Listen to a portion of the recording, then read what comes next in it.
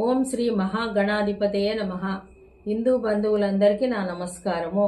కార్తీక పురాణము 13వ అధ్యాయము కన్యాదాన ఫలము.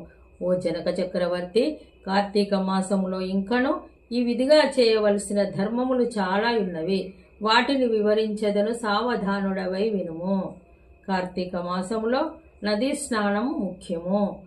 దానికంటే ఒక పేద బ్రాహ్మణుని కుమారునకు ఉపనయనము చేయుట ముఖ్యము. ఒకవేళ ఉపనయనమునకు అగు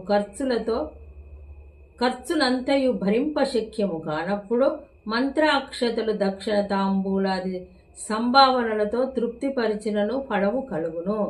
ఈ విధముగా ఒక పేద బ్రాహ్మణ బాలునకు ఉపనయనము చేసిన ఎడల ఎంతటి మహాపాపములు చేసియున్నను ఆ పాపములన్నీయూ పోవును.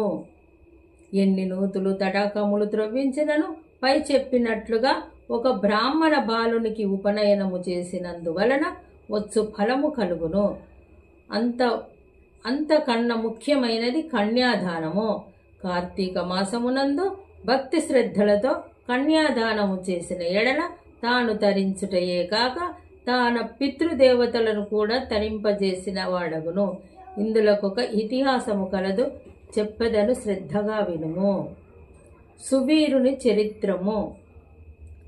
ద్వాపర యుగములో వంగదేశములో గొప్ప పరాక్రమవంతుడు, శూరుడు అయిన సువీరుడను ఒక రాజు ఉండెను.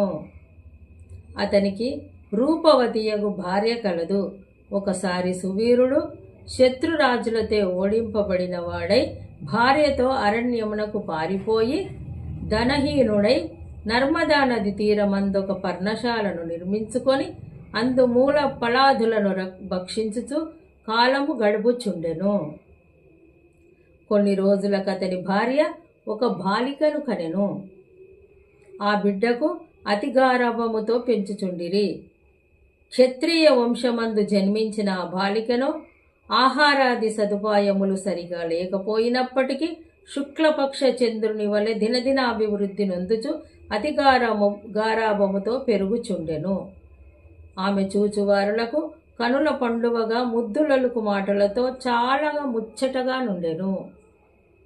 దినదినము గడిచిన కొలది బాలికకు నిండు యవ్వన దశ వచ్చెను.